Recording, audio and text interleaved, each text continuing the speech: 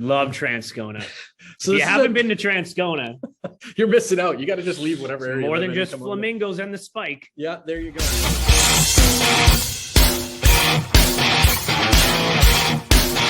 There's the education aspect and just putting people at ease about what they're buying, because buying a house is a big, intimidating purchase. And anything that can leave you more comfortable with that purchase is a good thing.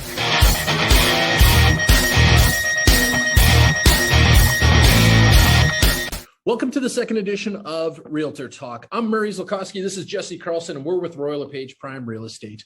First off, we'd like to thank everyone that took the time to watch our video, our first podcast. It was great. We actually had quite a few viewers, and we've actually got subscribers. So more than our wives actually watched, and our kids.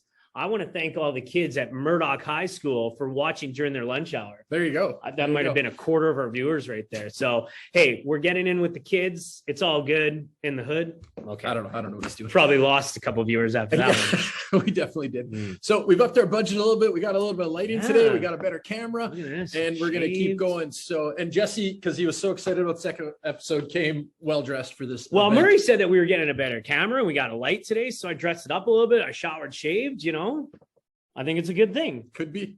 Absolutely. No, but thank you again, guys, because we are so excited to keep going on YouTube and all social media platforms. Elon Musk did not shut us down because we're not on Twitter. And we're not going to be on Twitter. He can't touch us on that one unless he controls more than that. I don't know. Probably controls it all. Yeah, he could. I don't know. Anyways, but we want to welcome you guys back because we're so excited to be your reliable source for home ownership and everything else. So welcome back again. So, Jesse, what are we doing today? Today, we are really excited because we are going to talk to Christian Kalk from a Buyer's Choice Home Inspection. I've worked with him for many years with inspections, whether it's pre-writing an offer, post-writing an offer, getting accepted.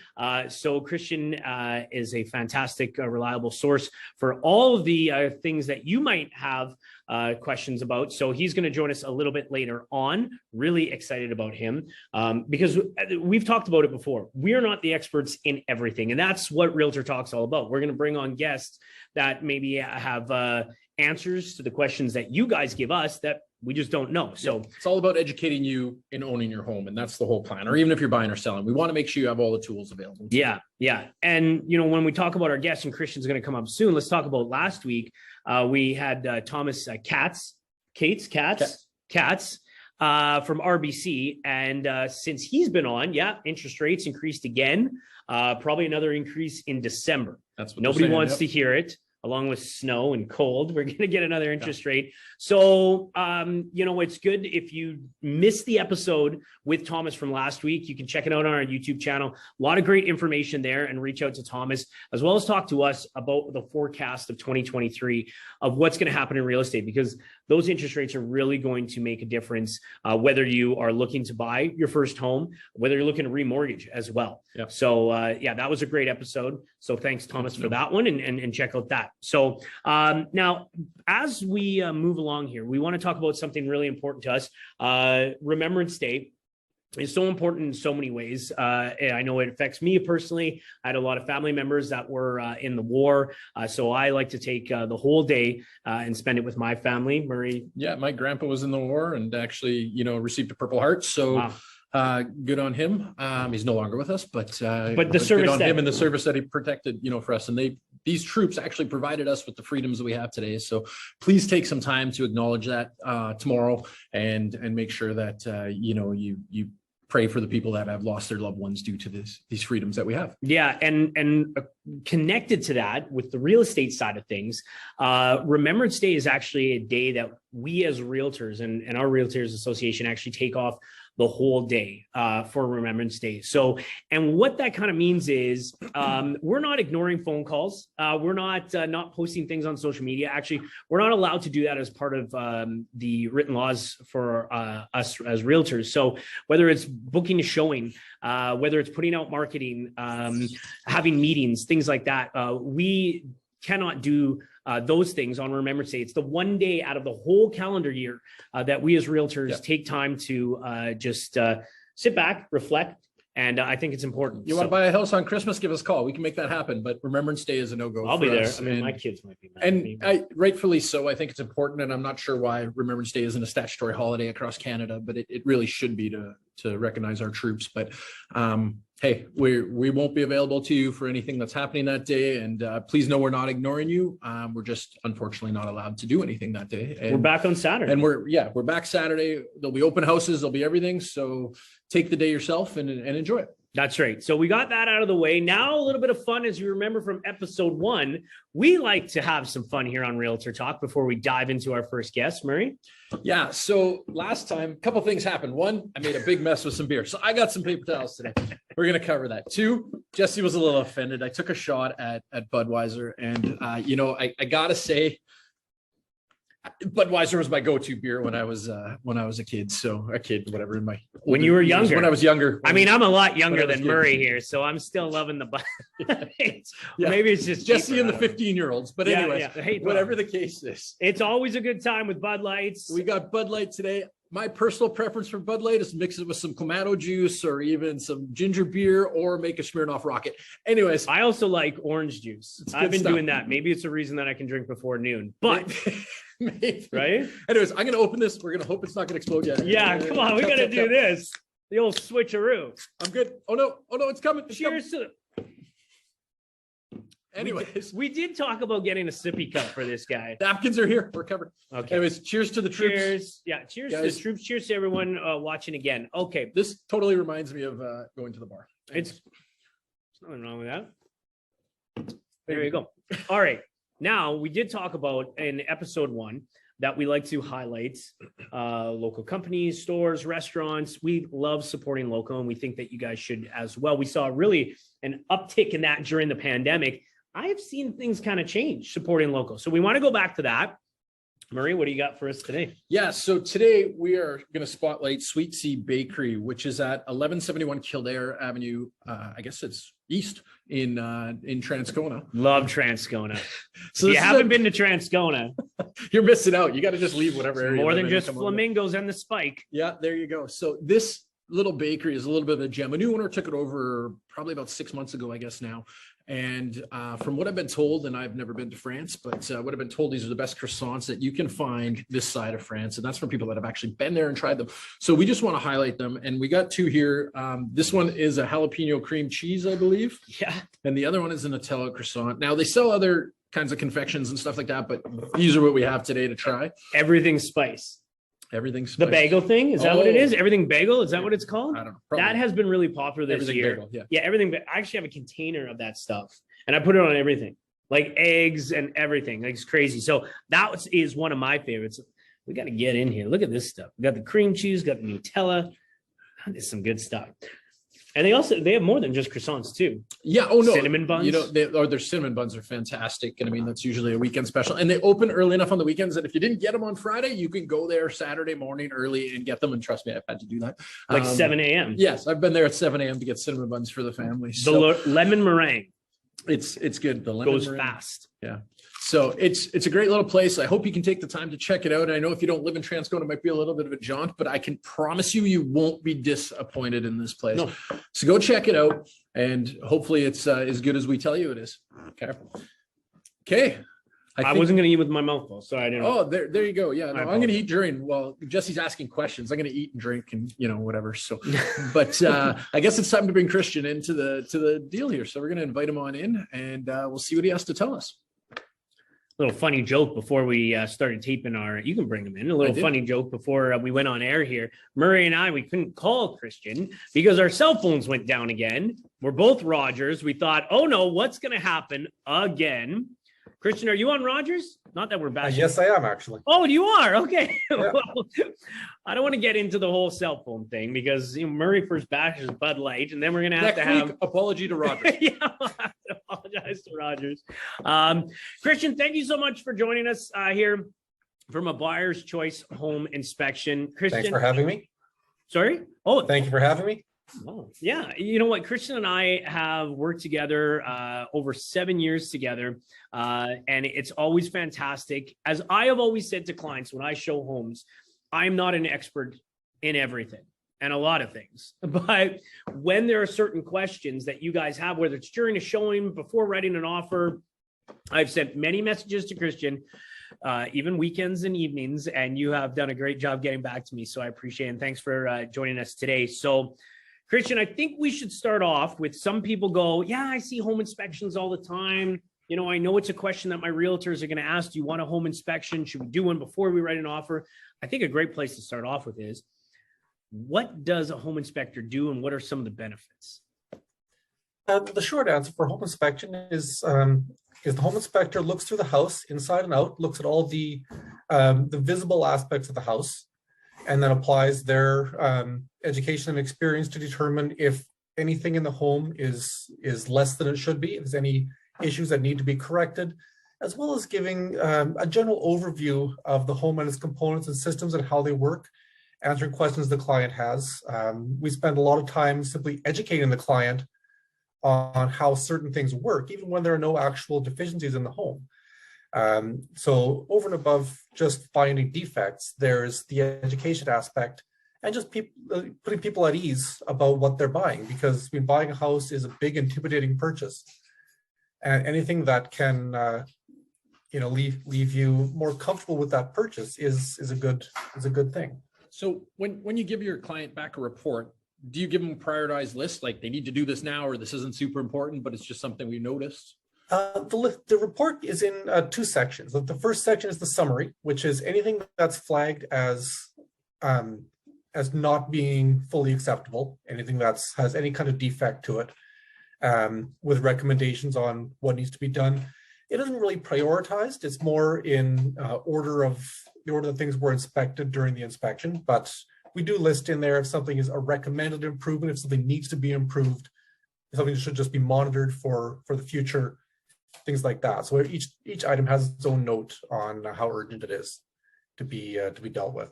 And a connection now for people out there, because with us being realtors, I always talk to my clients, okay, so what we're going to do is we're going to do the home inspection. We'll get the report back. Now, if you still have a day or two to satisfy that condition of the home inspection, it gives you time to look at that report. And like Murray, and like you just said, you're going to go through that list and you're going to determine what is something that needs to get done and what you want to get done. And on the flip side, as a listing agent, when I get a buyer's agent come back to me and say, okay, the home inspector said this, and this, before we finish negotiating and before we finalize the deal, I like to say, okay, what is a need versus a want? You know, one time, as an example, was I had another agent say to me, well, the home inspector said that the hot water tank, according to the square footage of the house, was probably small and probably needed to be bigger, right? I think it was like 1,000 square foot. The hot water tank was lower. Well, I said to the other realtor, that's more of a want than a need, right? So I think it's a great job. What you guys do is determine what needs to get done, what's maybe against code, things like that. A lot of things that you've mentioned in the past is GFCIs right next to kitchens, right? Can you expand on that one? I get that one all the time. Sure. It's the GFCI is a ground fault circuit interrupter. It's a safety device that's built into electrical outlets or circuit breakers, designed for use when there's exposure to water. And the code regarding GFCIs has changed many times over the years. They were introduced probably in the 80s sometime, as far as I remember, for use outside. Then they started requiring them in bathrooms. And the code requirement now is any outlet within 5 feet or 1.5 meters of a water source is required to have those. But of course, that's new code, new construction code. Most homes built before 2010 don't meet that code. So upgrading up to modern code is always recommended, but as long as the installation was to code when it was installed, it's acceptable. So a house built people that are watching this, so people that are watching this, then if they go, oh no, 5 feet, from my kitchen sink, it's not a GFCI, should I be doing this right away? Like, should they be freaking out or? No, absolutely not. No. Like I said, 5 years ago, the code requirement was within 3 feet of a water source. Yeah. So there are a lot of renovations were done where these outlets are 3.5 feet away and they're fine. But now, according to the most recent code requirement, it's not good. So, but they'll all be grandfathered in under the code from when it was installed. Exactly. So the only way they need to deal with this is if it's touched today for a new renovation, if they decide to change. Exactly. Yeah. Pull a permit. Yeah. And that's that, my renovation days, that's really where everything came down to, is if we touched it, we had to bring it to code. Exactly. And there's a couple different ways to GFI things. You don't have to do it on the plugs there. It can be done closer to the panel and stuff, but it's easier to have it on the plugs because if you blow the circuit, you don't have to go find your panel. Yeah, you can reset it right there. And it's one of the GFCI specifically, it's a low cost improvement. They're about $25 per outlet and a 5-minute job. So it's something that a homeowner can easily have done at any time without breaking the bank. And it's minor enough that they can leave it until they feel like doing it. It's just a recommendation, something that could and should be done, but it's not something that is an urgent, major emergency to fix. Yeah. And I always tell people that, again, like Christian just said, it's a small thing that you can just go to Home Depot or your local hardware store and you can change it yourself, right? I mean, if you feel comfortable doing that, I always tell my clients, shut the breaker off. I always tell people, if I can change a GFCI, then you can too. So, I mean, usually my wife and kids leave the house when I do it, but anyways. Okay, so we talked about GFCIs and, well, she checks the insurance policy to make sure if anything happens. Yeah, life insurance. So lick that wire. Yeah. Anyways, sorry, we digress on this one, but yeah, what are the kind of most common questions you get, 2 to 3 questions you get from a homeowner while you're doing the inspection? Probably the biggest ones, the number one on most people's minds is the foundation. Because everyone hears nightmare stories of buy a house, find a foundation crack, $50,000 later. It's potentially one of the most expensive repairs in a home is foundation repairs. So that's number one on the list. Absolutely, people asking about foundation to see if there's cracks in it, if anything is shifted, movement, anything that needs to be repaired right away. Unfortunately, it's also one of the hardest to diagnose a lot of the times if you have a fully finished basement where there's no exposed walls visible inside. But it's still, we do what we can to look for indicators that there may be a problem in there. So would you recommend to people like, hey, if you find something, you're like, hey, I recommend that if you want to proceed with this house, you should get this checked out a little bit further because I think there might be an issue? Sometimes, absolutely. If we see major water entry or signs of shifting, or a crack on the outside that looks suspicious above ground level, recommend getting someone in to open up the wall in certain areas and get a look at the concrete. Because like I said, during a home inspection, if that's all covered up, I can't go punching holes in the walls and start looking for cracks. That's something that has to be done with the owner's approval, either the owner before sale or the new buyer after they take possession. So I think it's great. We saw this a lot during the pandemic because you had to. We had offer dates and time was a little bit tight trying to make an offer or make a decision and stuff like that. So that's where we saw pre-inspections before you write the offer. So I know if I'm showing a client a house that may look like it has some issues, or maybe it's an older home. I know I've called Christian before or call another inspector or an expert.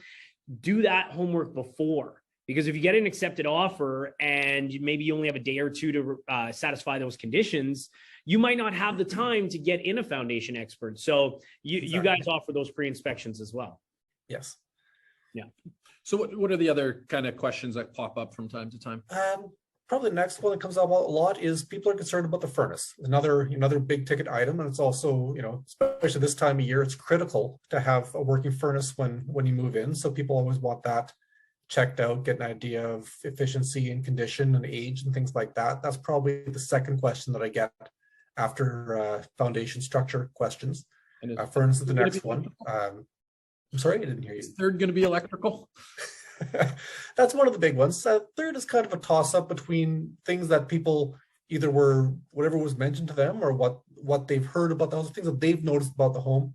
There's nothing really in first place there after foundation and furnace, but electrical is definitely one of the common ones, especially on older homes. Homes built before 1980, it comes up a lot because you get into issues with aluminum, ungrounded wiring, knob and tube, and just simply having do-it-yourselfers monkeying with the wiring over the last 60 years. And there's always people who have concerns about those things. So that is definitely one of the more common questions. I think that is going to be future, like a full episode, because I think here in Winnipeg, you see so many different types of wiring. Yeah. And there's so many questions. I've had a lot of people actually recently ask me about questions. I had a buyer one time, came from a European country that aluminum wiring was illegal. So did not want to proceed with the purchase of a home because it had aluminum wiring. So I think viewers out there, we are going to touch electrical, I think, for a full episode, because especially here in Winnipeg, when they transition from aluminum to copper and everything like that. So now when you're doing the inspection, though, we'll just cover electrical really quickly here. I don't want to dive too deep because we will do a whole thing on this, but if you find aluminum wiring, knob and tube in the house, I know some insurance companies won't cover the knob and tube. Aluminum, I don't think is quite as pressing yet, but I think it will become. Are you recommending it being changed to these people, or are you just kind of noting that it's there for them? Knob and tube generally is a requirement to change in most cases. At least, the very least, getting it insured, the cost difference for the insurance makes it worthwhile changing it, whether it's a requirement or not. That one is pretty much on the outs now. Aluminum is a little more tolerant. Some insurance companies will still insure it as is. Some will charge a higher premium. Some won't touch it. The most thing I've heard recommended the most now from insurance companies and from electricians is called pigtailing. It's a minor treatment at the outlets where they connect, make sure they have a copper wire connecting right at the outlet, at the post, the terminal on the outlets. Because that's where the most common source of issues with aluminum wiring is loose connections right at the outlets. So in most cases, if you extend the wire with a short piece of copper to the outlet, that's generally acceptable for most insurance companies, and that's kind of the recommended treatment. It's relatively inexpensive. It's on the ballpark of $40 per outlet. Yeah, because they're basically adding copper to the aluminum with the special gel they have to put inside. Exactly. The way they go, right? Yeah. Yeah, that way you have a copper wire right at the outlet or the wire post on the outlet, and that's a solid connection, secure connection, and insurance companies will accept that usually with no additional charges. That is something I will not do myself. I will not do that. Right? Yeah, professional. Do you agree, Christian? Absolutely. To make sure it's done thoroughly and everywhere that's necessary. Yeah, see, I'm going to tell you that in most electrical cases, aside from changing a plug, unless you're competent, call a specialist, because it's just, there's too much risk of burning down your house and all kinds of other things. You've talked to my wife about my inabilities to get things done properly around the house. Hey? Yeah, I can get some things done. I just hooked up a water line to my fridge and gives you fantastic. No one told them that. Heather called me after to go fix it. I don't know. It's been flowing nicely. On the ground in the basement, yes. Before we let you go, we just have one more question. We dodged, well, my kids were excited when it snowed earlier this week. There was Christmas carols in the house and everything like that. But we are getting closer and closer to winter. I know a lot of people have already kind of started getting their insides and outsides of homes ready for the winter. But if you have maybe two main tips for people that they maybe can do this weekend, I think we're supposed to get a little nice weather. What would you tell people to kind of get their house ready for that? I think the biggest ones, little things like detaching the plastic hose on the sump pump outlet on the outside. Those tend to freeze over the winter and they can back up and damage the pumps. Those need to be disconnected before things freeze. Cleaning gutters before the snow comes is always a good idea. That way, when the snow melts off the roof, it has somewhere to go. Other than that, getting the furnace checked. If you do an annual or annual or biannual maintenance on the furnace, now's the time. Get that done. Make sure that that's working as well as it possibly can. Change the filter, possibly duct cleaning, so that you're operating at that maximum efficiency over the winter and not spending more money than you need to and not making the unit work harder than it has to. Just when you talked about furnace here, just for your expertise, what should people be doing something to that HRV switch that they have about the percentage and knob? Is this the time to be changing that?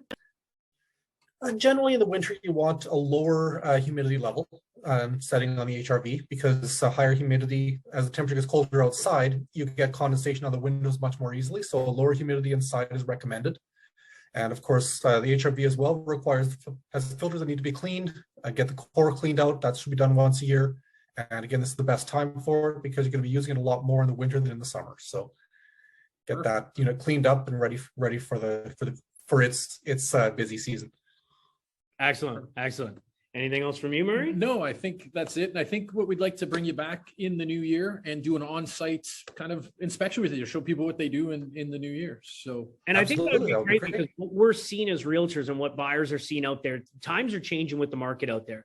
The offer dates are still there. So, when we talk about offer dates, kind of a week to view the home before you have to make a decision. But what I'm seeing more and more is inspection conditions on offers, which I know, Christian, you're like, yeah, they're bad. More job, more work for us. That's great for us. Recently, in the last 2 to 3 months, I have seen more inspection conditions on an offer to purchase than I have over the last 2 years, because things are a little bit different. So I think it's great. And I think that's a great idea because, it's one of the biggest purchases you'll ever make. Yeah, maybe we'll do it at my place and you can complain that the builder did a bunch of things wrong. It'll be great, but we'll go from there. So I just want to thank you for your time. Thank you so much. We really appreciate you taking the time to come out and have this discussion with us.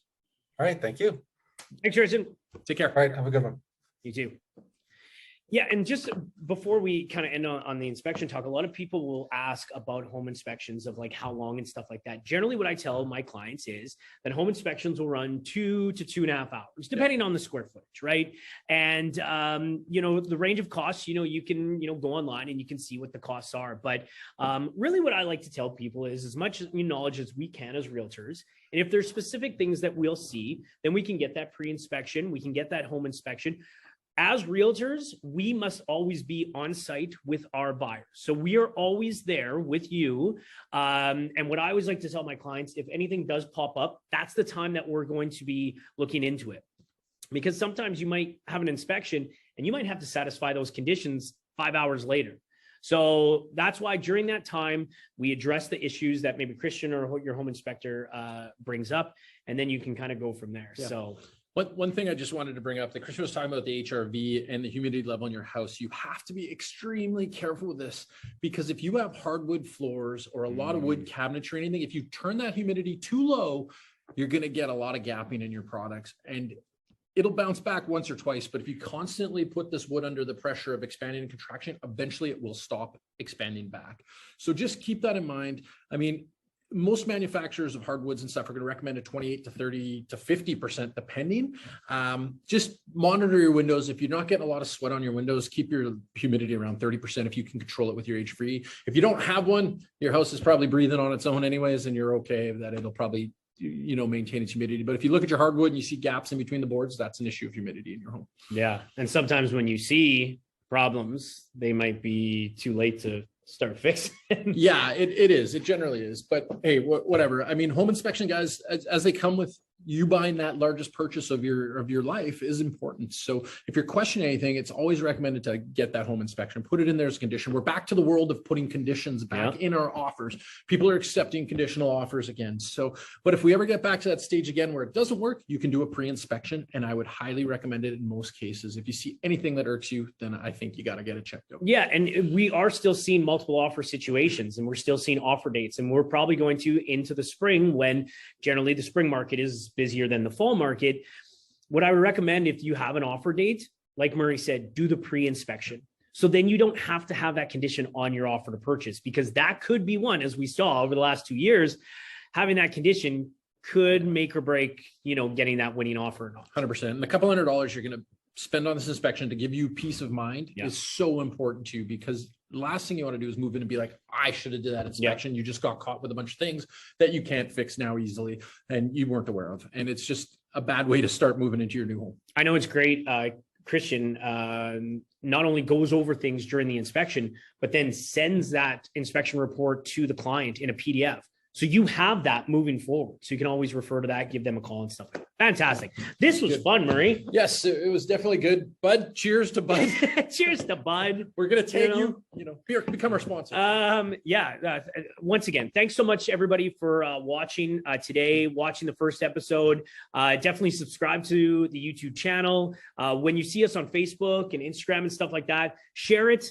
Share the link. Again, we want to be, subscribe, the bell, whatever the kids do. But we want to be that reliable source for you guys. So if you guys have any questions or comments, please let us know. If you guys ever have any, show ideas, we want to hear from you guys, right? So that'd be fantastic. And talking about comments before we go, because I know we're running out of time. Somebody commented to me about a dad joke. So Murray, what did the buffalo say to his child? I don't know. Bye, son. Oh my word. That was bad. Woo! Okay, well, guys, maybe I should just leave. Yeah, Jesse should leave. And I got to go tend to his flooding basement because his fridge line is broken. No, so, we got to go deal with that. Okay, guys. Thanks for watching, guys. Take care. Be safe. We'll talk soon.